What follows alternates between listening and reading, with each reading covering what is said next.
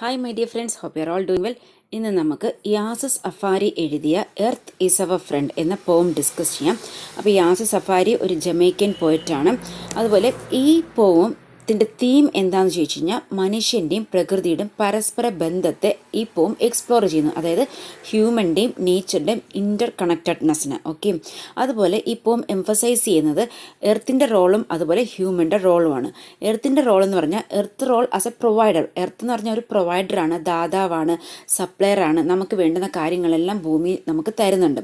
അപ്പോൾ ഹ്യൂമൻ്റെ റോൾ എന്താണെന്ന് ചോദിച്ചു കഴിഞ്ഞാൽ humans role is to be a good steward of their environment. ഒരു കാര്യസ്ഥൻ, ആ ഒരു റോളാണ് നമ്മൾ വഹിക്കേണ്ടത്.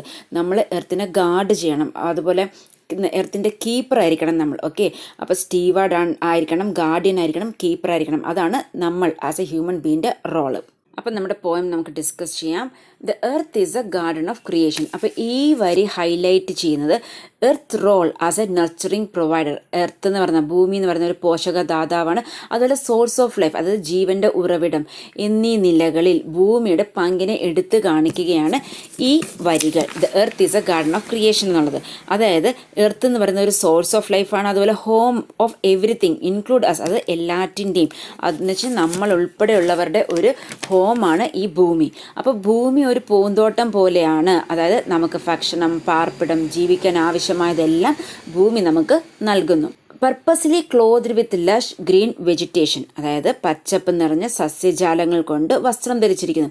അപ്പം നമ്മൾ ചുറ്റിനും നോക്കിയാൽ നമുക്ക് കാണാം ആരോഗ്യമുള്ളതും അതുപോലെ പച്ചപ്പ് നിറഞ്ഞതുമായ ധാരാളം സസ്യങ്ങൾ, അത് ഗ്രീൻ പ്ലാന്റ്സ്, അതുപോലെ പുല്ല്, അങ്ങനെയുള്ള ഒരു സ്ഥലത്തെ വിശേഷിപ്പിക്കാൻ ഉപയോഗിക്കുന്ന ഒരു പദം കൂടിയാണ് ഈ ലഷ് ഗ്രീൻ വെജിറ്റേഷൻ എന്നത്. Okay, roots firm enough to prevent critical soil erosion. ഇനി റൂട്ട്, വേരുകളെക്കുറിച്ച് പറയുകയാണെങ്കിൽ ഗുരുതരമായ മണ്ണൊലിപ്പ് തടയാൻ തക്ക ദൃഢമുള്ളതാണ് വേരുകൾ. Okay, all elements working in union for natural joy and satisfaction, അതായത് എല്ലാ ഘടകങ്ങളും ഒരുമയോടെ പ്രവർത്തിക്കുന്നു. എന്തിനു വേണ്ടി? സന്തോഷത്തിനും സംതൃപ്തിക്കും വേണ്ടി. അപ്പം നാച്ചുറൽ ജോയ് എന്നത് നമുക്ക് പറയാം സൂര്യോദയത്തിൻ്റെ കാഴ്ച, അല്ലെങ്കിൽ ഒഴുകുന്ന നദിയുടെ ശബ്ദം, അല്ലെങ്കിൽ ശുദ്ധവായുവിൻ്റെ അനുഭവം, ഇതെല്ലാം നമുക്ക് നമ്മുടെ ഭൂമി പ്രദാനം ചെയ്യുന്നു. അപ്പോൾ ചുരുക്കത്തിൽ ഭൂമി മനുഷ്യർക്ക് സന്തോഷവും സംതൃപ്തിയും, അതായത് നാച്ചുറൽ ജോയും സാറ്റിസ്ഫാക്ഷനും പ്രദാനം ചെയ്യുന്നു. അപ്പം നമ്മൾ ഈ ഭൂമിയുടെ എക്കോസിസ്റ്റത്തിൻ്റെ ഒരു ഭാഗമാകുന്നതിലൂടെ നമുക്കൊരു സെൻസ് ഓഫ് ബിലോങ്ങിങ് എന്ന ഫീലിംഗ് വളരുന്നു. അതുപോലെ ഭൂമിയോട് നമുക്കൊരു കണക്ഷൻ, ഇല്ലെങ്കിൽ പറയാം സ്നേഹം ഉണ്ടാകുന്നു. അപ്പോൾ ഈ ലൈൻ ഹൈലൈറ്റ് ചെയ്യുന്നത് ഇതാണ്. Okay, the earth is a friend, we are the friends of the earth. We are the friends of the earth എന്ന് പറയുമ്പോൾ അവിടെ ഒരു ആക്റ്റീവ് റെസ്പോൺസിബിലിറ്റി ഉണ്ട് എന്നാണ് കവി പറയുന്നത്. അത് the earth is a front, നമ്മൾ ഭൂമിയുടെ സുഹൃത്തുക്കളാണ് എന്നതിൻ്റെ അർത്ഥം ഭൂമിയുടെ ക്ഷേമം ഉറപ്പുവരുത്തുകയും അതുപോലെ തന്നെ വിനാശകരമായ പ്രവർത്തനങ്ങളിലൂടെ നമ്മുടെ ഭൂമിയെ ഉപദ്രവിക്കാതിരിക്കുകയും ചെയ്തുകൊണ്ട് ഒരു സുഹൃത്തിനെ, അത് ഒരു ഫ്രണ്ടിനെ പോലെ കണക്കാക്കി നമ്മൾ എന്ത് ചെയ്യണം? ഭൂമിയെ പരിപാലിക്കാനും സംരക്ഷിക്കാനും മനുഷ്യർ കടപ്പെട്ടവരാണ്, അല്ലെങ്കിൽ ഉത്തരവാദിത്തമുണ്ട് എന്നാണ് ഈ വരികളിലൂടെ കവി പറയുന്നത്. അതാണ് അവിടെ we are the friends of the earth എന്ന് പറയുമ്പോൾ കവി ഉദ്ദേശിക്കുന്നത് നമുക്കുള്ള ആക്റ്റീവ് റെസ്പോൺസിബിലിറ്റിയാണ്. The cyclic function of the earth ecology is no mystery, അതായത് എർത്ത് ഇക്കോളജിയുടെ സൈക്കിൾ ഫങ്ഷനിൽ നിഗൂഢത ഇല്ല. Like the organs of the human body each working in perfect harmony, അതായത് മനുഷ്യ ശരീരത്തിലെ അവയവങ്ങൾ പോലെ എന്ന വാചകം ഭൂമിയുടെ ഘടകങ്ങളെ മനുഷ്യ ശരീരത്തിലെ അവയവങ്ങളുമായി താരതമ്യം ചെയ്യുകയാണ് ഇവിടെ കവി. അത് അവ ഒരുമിച്ച് യോജിക്കുന്നു, എങ്ങനെ? പെർഫെക്റ്റ് ഹാർമണിയിൽ പ്രവർത്തിക്കുന്നു. അതായത് ഭൂമിയുടെ ഘടകങ്ങളായ, സിമ്പിളായിട്ട് നമുക്കെടുക്കാം, ചെളി, കല്ല്, ഇല്ലെങ്കിൽ വിറക് എന്നിവ മനുഷ്യ ശരീരത്തിലെ രക്തം, പേശി, ഇല്ലെങ്കിൽ അസ്ഥി, ചർമ്മം എന്നിവയ്ക്ക് സമാനമാണ് എന്നാണ് കവി പറയുന്നത്. അതായത് ഭൂമിയുടെ ഇക്കോളജി എന്ന് പറയുന്നത് സൈക്ലിക്കാണ്. അതിലെ എല്ലാ ഘടകങ്ങളും ഒരുമിച്ച് പ്രവർത്തിക്കുന്നു. അപ്പോൾ പുല്ല്, കല്ല്, മരങ്ങൾ തുടങ്ങിയ ഭൂമിയുടെ നാച്ചുറൽ കോമ്പോണൻസ് അതിൻ്റെ, അതായത് ഭൂമിയുടെ ആരോഗ്യത്തിനും സന്തുലിതാവസ്ഥയ്ക്കും, അതായത് ഹെൽത്തിനും ബാലൻസിനും സന്തുലിതാവസ്ഥയ്ക്കും അത്യന്താപേക്ഷിതമാണ്, എസെൻഷ്യലാണ്. അപ്പോൾ ഭൂമി ഇക്കോളജിക്കൽ ഇംബാലൻസ് നേരിട്ടാൽ എന്ത് സംഭവിക്കും? മനുഷ്യരാശിയെ അത് പ്രതികൂലമായി ബാധിക്കും. കാരണം അവ പരസ്പരം ബന്ധപ്പെട്ടിരിക്കുന്നു. ഞാൻ ഫസ്റ്റ് പറഞ്ഞപ്പോഴേ നമ്മൾ പറഞ്ഞായിരുന്നു ഈ പോത്തിൻ്റെ തീം എന്ന് പറഞ്ഞു തന്നെ ഹ്യൂമനും നേച്ചറും തമ്മിലുള്ള ഇൻ്റർ കണക്റ്റഡ്നെസ് ആണ്. ഓക്കെ, അതാണ് like the organs of the human body each working in perfect harmony. അതായത് ഭൂമിയിലെ ഓരോ ഘടകവും യോജിപ്പിൽ പ്രവർത്തിക്കുന്ന ഒരു മനുഷ്യ ശരീരവുമായി ഭൂമിയെ കവി ഇവിടെ താരതമ്യം ചെയ്തിരിക്കുകയാണ്. In this our environmental community of which the guardians and keepers are the children of humanity.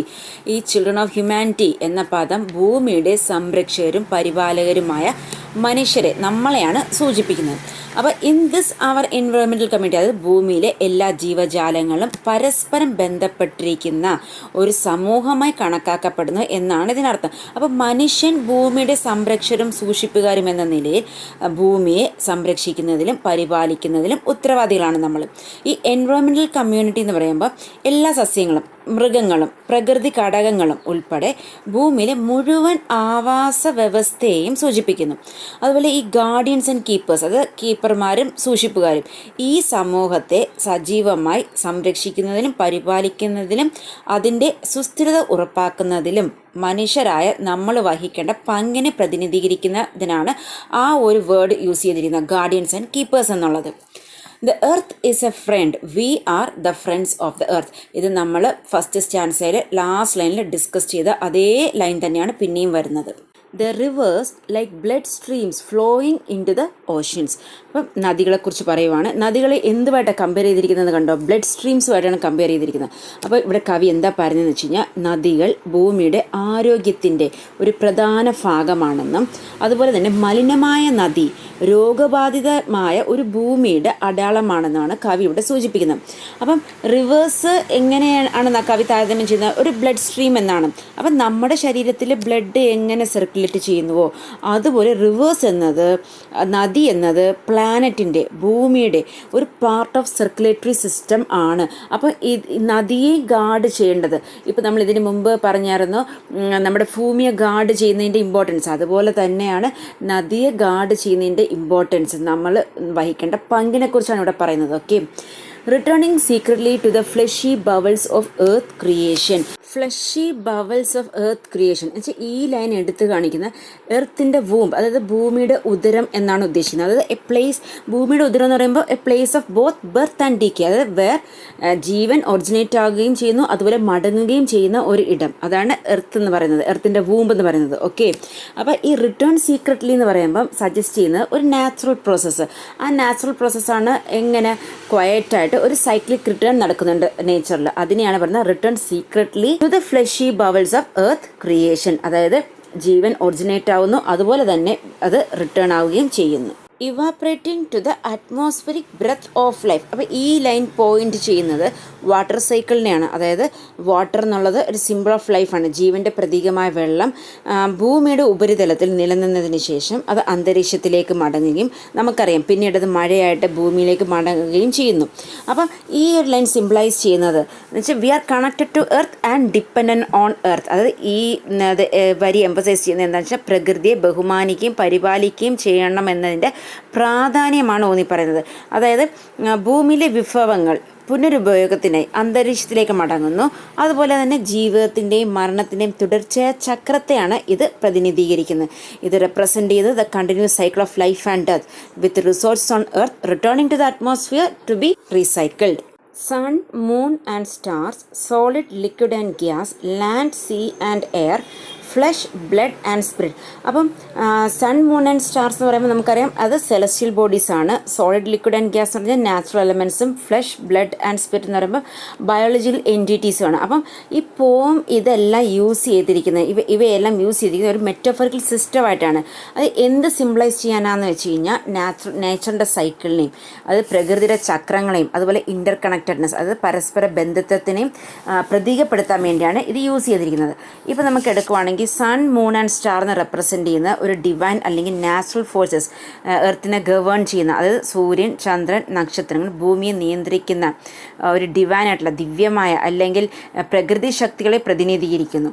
അപ്പം ഇവർ എന്തായിട്ട് ആക്ട് ചെയ്യുന്നത്? ഒരു സമയപാലകരും അല്ലെങ്കിൽ നമുക്ക് പറയാം simple of light and guidance, അതായത് ടൈം കീപ്പേഴ്സായിട്ടും അതുപോലെ പ്രകാശത്തിൻ്റെയും മാർഗനിർദ്ദേശത്തിൻ്റെയും പ്രതീകങ്ങളുമായിട്ടാണ് ഈ സൺ, മൂൺ ആൻഡ് സ്റ്റാർസ് പ്രവർത്തിക്കുന്നത്.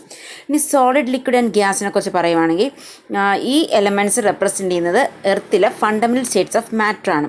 അപ്പോൾ ഇതെന്താ മിറർ ചെയ്യുന്നതെന്ന് വെച്ച് കഴിഞ്ഞാൽ the physical components of the planet, അതായത് ഗ്രഹത്തിൻ്റെ ഭൗതിക ഘടകങ്ങളെ ഫലിപ്പിക്കുന്നതാണ് ഈ സോളിഡ് ലിക്വിഡ് ആൻഡ് ഗ്യാസ്.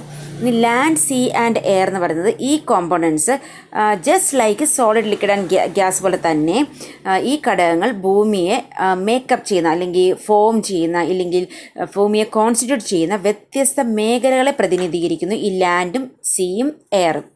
ഇനി ഫ്ലഷ്, ബ്ലഡ് ആൻഡ് സ്പിരിറ്റ് എന്ന് പറയുവാണെങ്കിൽ ഇത് അസോസിയേറ്റഡ് വിത്ത് നമുക്കറിയാം ഹ്യൂമൻ ബോഡിയാണ്.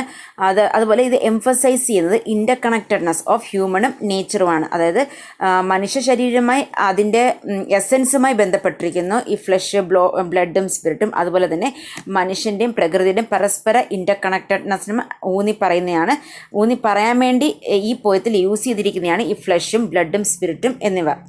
So here the poet draws parallels between the cycle of nature, sun, moon and stars and the human body, flesh, blood and spirit.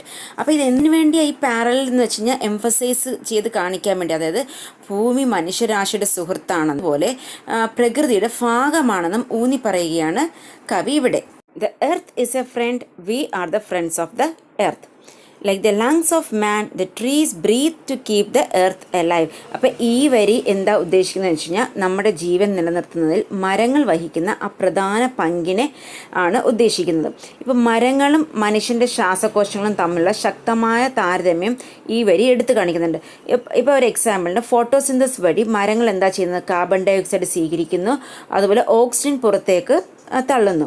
അപ്പം നമ്മൾ എന്താ ചെയ്യുന്നത്, മനുഷ്യർ നമ്മുടെ ശ്വാസകോശം ഓക്സിജൻ സ്വീകരിച്ചിട്ട് കാർബൺ ഡൈ ഓക്സൈഡ് പുറന്തള്ളുന്നത് പോലെ. അതായത് മരങ്ങളുടെ ഹെൽപ്പ് നമുക്ക് വേണം.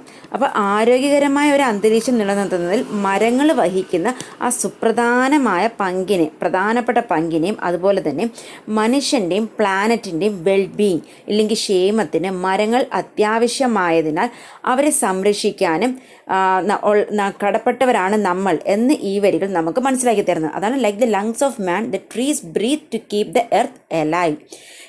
The sun like a devoted father working from sunrise until sunset.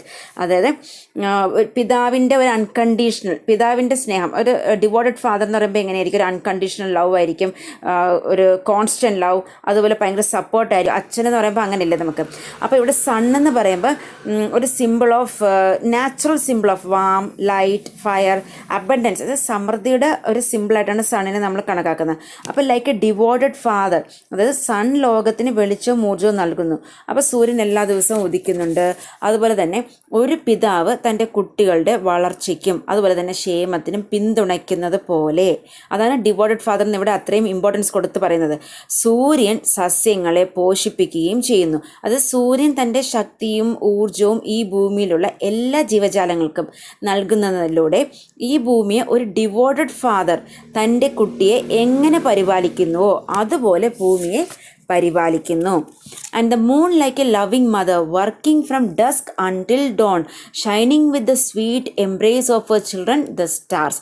അത് സൂര്യാസ്തമയം, അത് ഡസ്ക് എന്ന് പറയുമ്പോഴത്തേക്ക് ആ ഈവനിങ് ടൈം സൂര്യാസ്തമയം സമയം മുതൽ ഡോൺ എന്ന് പറയുമ്പോൾ പ്രഭാതം വരെ ജോലി ചെയ്യുന്ന ഒരു സ്നേഹനിധിയായ അമ്മയെപ്പോലെയാണ് ചന്ദ്രൻ എന്നാണ് ഇവിടെ പറയുന്നത് കവി.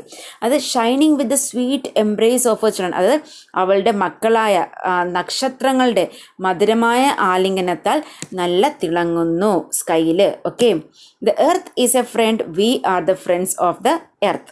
If we protect the earth, then the earth will protect us, clothe, feed and shelter us.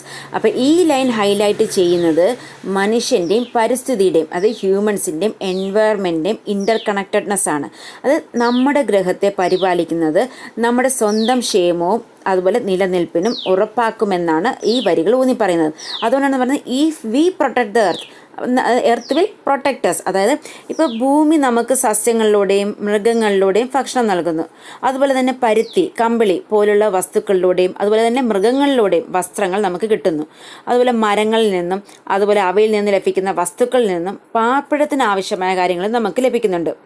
ശുദ്ധമായ വെള്ളം, അതുപോലെ ശുദ്ധമായ വായു എന്നിവ ഉൾപ്പെടെയുള്ള ആവശ്യ വിഭവങ്ങൾ ആര് നമുക്ക് നേരിട്ട് നൽകുന്നു? പ്രകൃതി നമുക്ക് നേരിട്ട് നൽകുന്നു. അപ്പം ഈ ഒരു വരി if we protect the the earth will protect us എന്നാണ് പറയുന്നത്. അതായത് ഇവിടെ ഒരു ഇൻ്റർഡിപ്പെൻഡൻസ് ഉണ്ട്. അതായത് പൊല്യൂഷനോ ഡിഫോറസ്റ്റേഷനോ, അതായത് റിസോഴ്സിൻ്റെ ഓവർ യൂസ്, അതായത് മലിനീകരണം, വനനശീകരണം, അതുപോലെ തന്നെ വിഭവങ്ങളുടെ അമിത ഉപയോഗം, ഇങ്ങനെയൊക്കെ സംഭവിച്ചാൽ it has a direct impact on the environment, അതായത് പരിസ്ഥിതിയെ നേരിട്ട് ബാധിക്കുന്നു. ഓക്കെ, അതുപോലെ തന്നെ subsequently on our on wellbeing, നമ്മുടെ ക്ഷേമത്തിനെയും ഇത് ബാധിക്കുന്നു. അതുകൊണ്ടാണ് ഇവിടെ പറഞ്ഞിരിക്കുന്നത് if we protect the earth will protect us എന്ന് പറയുന്നത്. The earth is a garden of creation. ഈ ലൈൻ നമ്മുടെ പോയത്തിലെ ഫസ്റ്റ് ലൈനായിരുന്നു. നമ്മളിത് ഓൾറെഡി ഡിസ്കസ് ചെയ്തു. If we keep the earth alive, then we will stay alive. The earth will keep us alive. ഈ concept കണ്ടോ, കീപ്പിംഗ് ദ എർത്ത് അലൈവ്, ഇത് promote ചെയ്യുന്നത് സസ്റ്റൈനബിലിറ്റിയാണ്. അതായത് നമ്മുടെ ഭാവി തലമുറകളും അഭിവൃദ്ധി പ്രാപിക്കാൻ കഴിയുമെന്ന് ഉറപ്പാക്കാൻ നമ്മൾ എന്ത് ചെയ്യണം? നാം നമ്മുടെ റിസോഴ്സസ്, വിഭവങ്ങൾ ഉത്തരവാദിത്വത്തോടെ ഉപയോഗിക്കണം. അതുപോലെ തന്നെ ഇവിടെ ഒരു ഇൻ്റർ കണക്റ്റഡ്നെസ് ഉണ്ട്. അതായത് നാം ശ്വാസിക്കുന്ന വായു, കുടിക്കുന്ന വെള്ളം, കഴിക്കുന്ന ഭക്ഷണം, പാർപ്പിടത്തിനും ഊർജ്ജത്തിനുമായി നാം ഉപയോഗിക്കുന്ന റിസോഴ്സ് എല്ലാം നമ്മുടെ എർത്ത് നമുക്ക് പ്രൊവൈഡ് ചെയ്യുന്നു. അപ്പോൾ മനുഷ്യൻ്റെ ആരോഗ്യവും ക്ഷേമവും ഗ്രഹത്തിൻ്റെ ആരോഗ്യവുമായി നേരിട്ട് ബന്ധപ്പെട്ടിരിക്കുന്നു.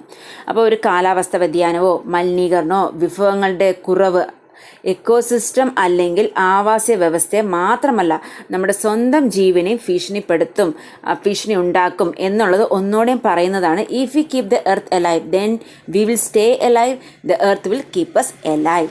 The earth is our friend, we are the friends of the earth. അപ്പം ചുരുക്കത്തിൽ പോയിട്ട് നേച്ചറിൻ്റെ റോളും അതുപോലെ ഹ്യൂമൻ്റെ റോളും പറയുന്നുണ്ട്. അതുപോലെ നമ്മുടെ ആക്റ്റീവ് റെസ്പോൺസിബിലിറ്റി കാണിക്കാനാണ് ലാസ്റ്റ് ലൈനിലും we are the friends of the earth എന്നുള്ളത് പിന്നെയും ആ കവി അവിടെ ഊന്നി പറഞ്ഞിരിക്കുന്നത്.